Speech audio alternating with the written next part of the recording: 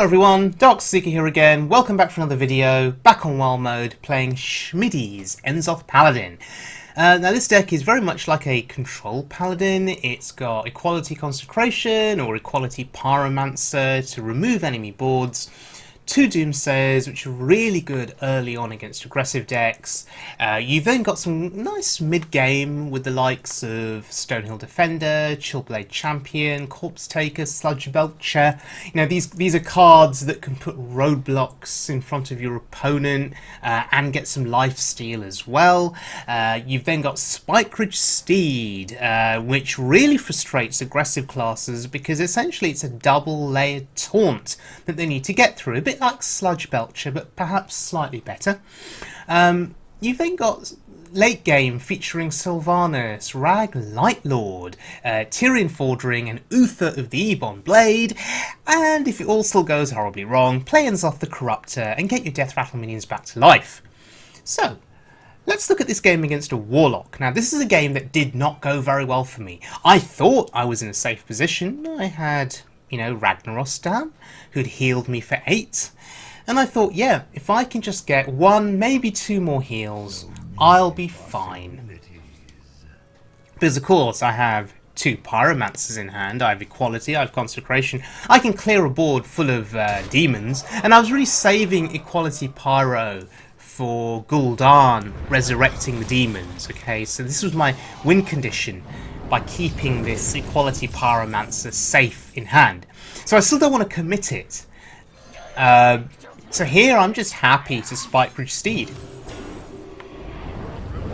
And you feel safe because his Abyssal Enforcer can't quite kill my Pyromancer.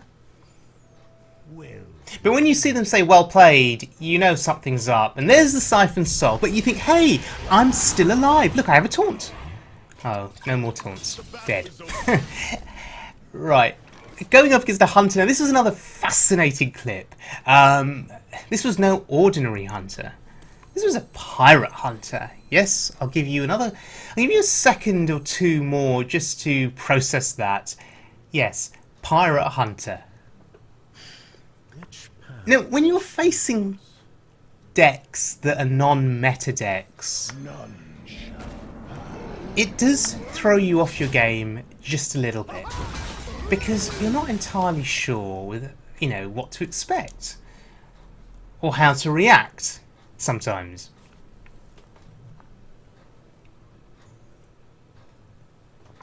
If he's put pirates into his deck, what other strange cards exist in his deck? That's the question to ask.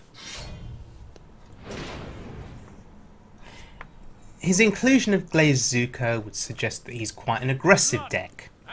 And that he likes to play that Glaive-Zuko, buff the attack power of a minion, and ideally push face. But in this case he traded. And now the Hunter is out of gas. Unfortunately for him, we have serious card advantage in our hand. And putting our faith in Tyrion's Light here seems sensible, I guess. He can kill Tyrion, but he'll have to put his face into the light and trade off both of those minions.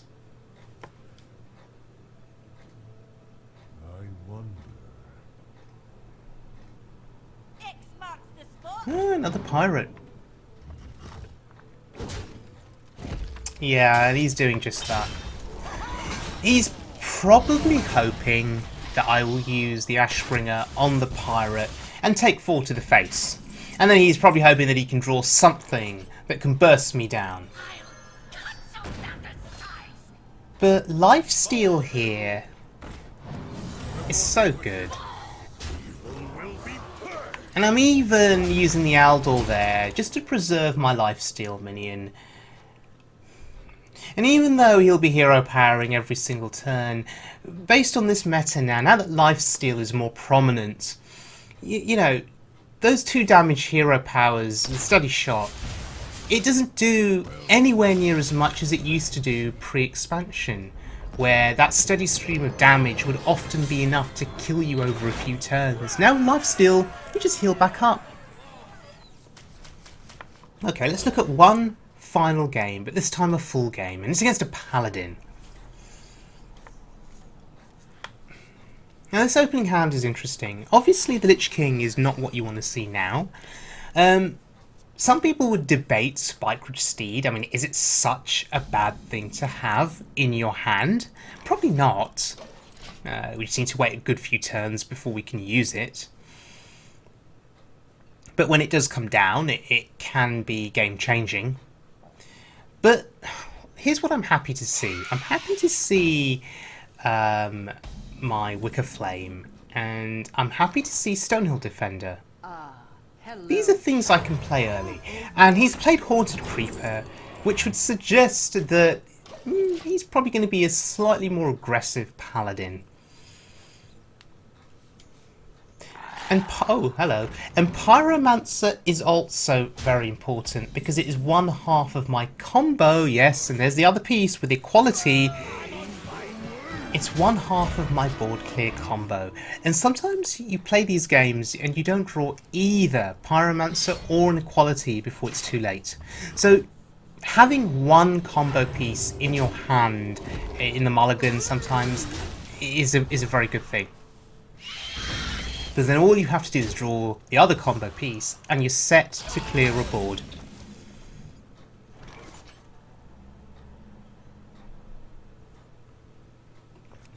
The Doomsayer here would just die. It would buy me 7 health, but it would just die. So there was no point playing it. I'm just going to clear a minion here. Well played. Holy light! Out of my Okay. He wants me to use my other True Silver charge on that 4 health minion. And if he gets me to do it, then hey, good for him. I'd have wasted that charge on a 1 attack minion. Oh,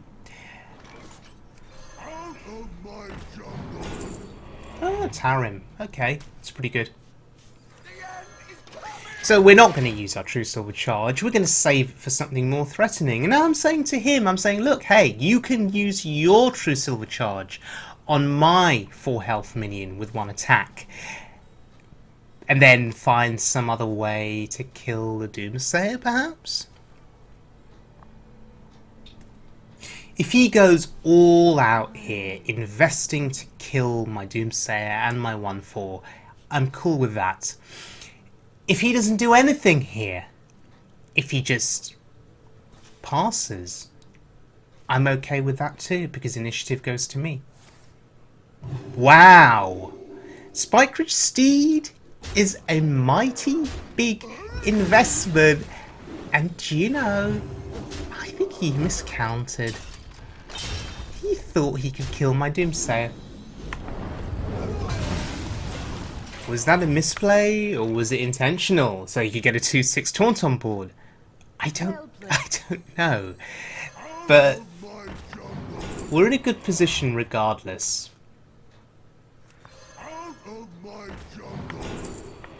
Well played.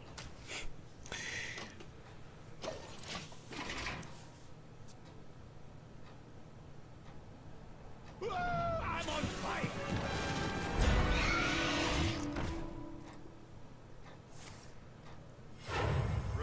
Yeah, rank 15 plays.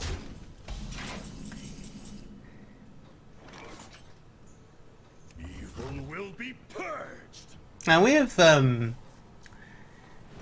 consecration. And I need to think. Go away! Do I want to use it here? I guess I do. I'm not sure if I'm sequencing this correctly. Did I attack with the right Stonehill there? Were those attacks in the right order? I'm not sure. I don't know.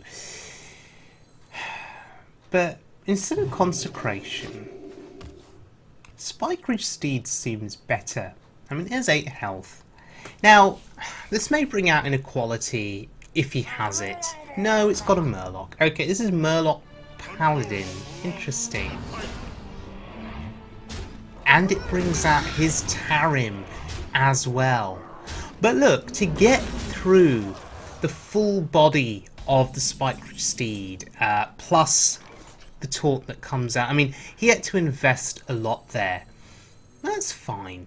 The question is it time for me to board clear, or can I hang on for a bit longer?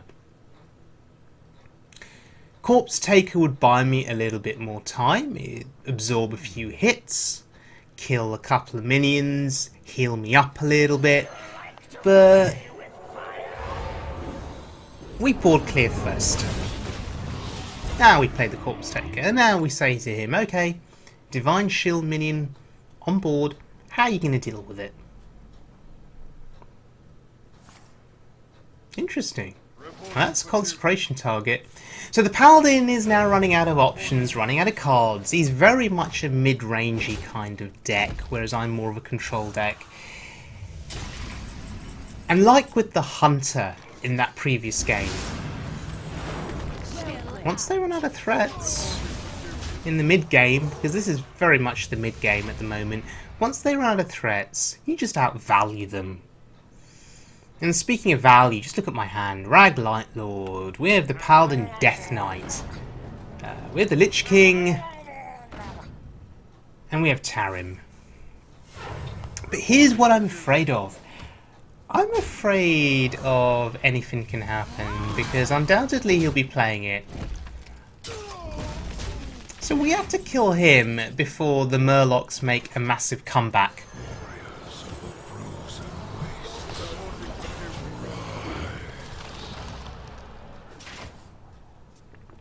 Okay. He has 7 attack that he can utilise here. Okay, he does actually play Equality too. Interesting. And there's Tyrion.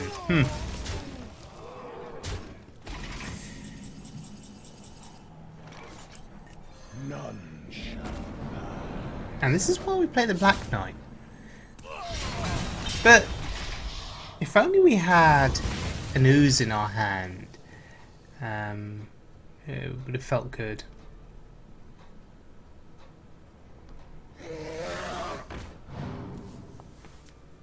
But this is fine. This is still absolutely fine. We will still outvalue him. But the things we're scared of, as I say, anything can happen once he's played enough Murlocs. And if he's playing Enzoth, that would be a concern. If his Tyrion were to come back to life. I have no time. And look at what I'm doing here. I'm just loading up the board, and you know, there's always a temptation when you see a board like this just to go face and ignore it, just because you want the Doomsayer to kill the Sylvanas. You know, the Sylvanas is a massive threat. It sort of prevents you from playing anything important until you kill her. So now I'm just saying to him, yeah, just go face with everything you've got. Ignore the board. But don't develop anything new. Give me initiative next turn. That's what that play was saying. But he is going all in with the damage. Wow. And he's actually able to remove the Sylvanas and the Doomsayer. Consecrations did so much for him there.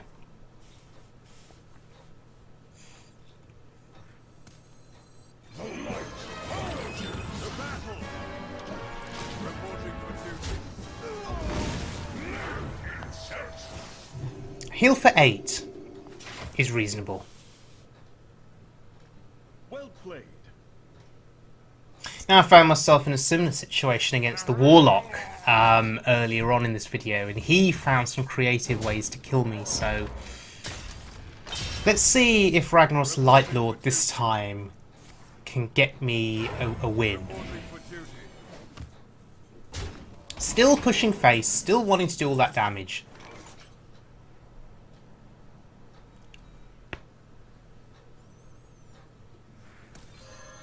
The light's justice has failed.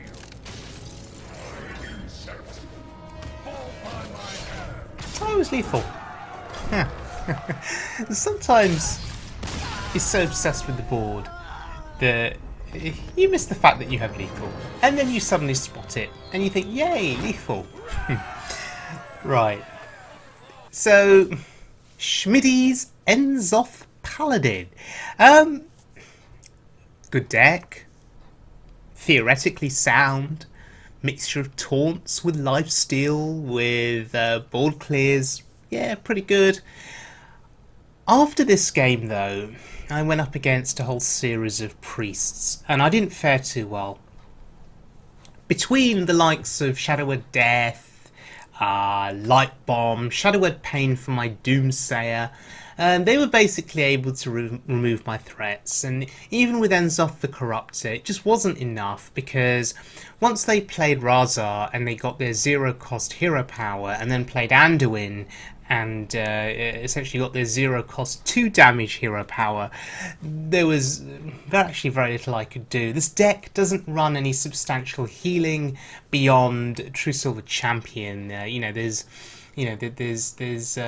no way of major recovery once your health total is down and once your lifesteal minions are gone.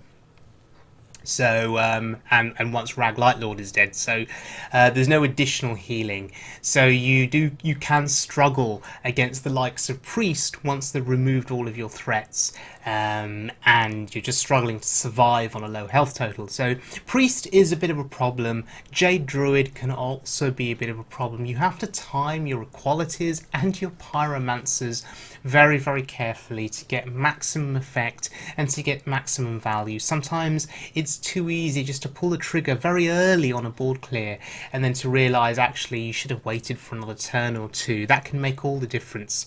So timing in this deck is absolutely critical. Okay, so thank you very much for joining me, everyone. I hope you enjoyed the video. If you did, please subscribe, and I'll see you all again very soon for more Hearthstone fun.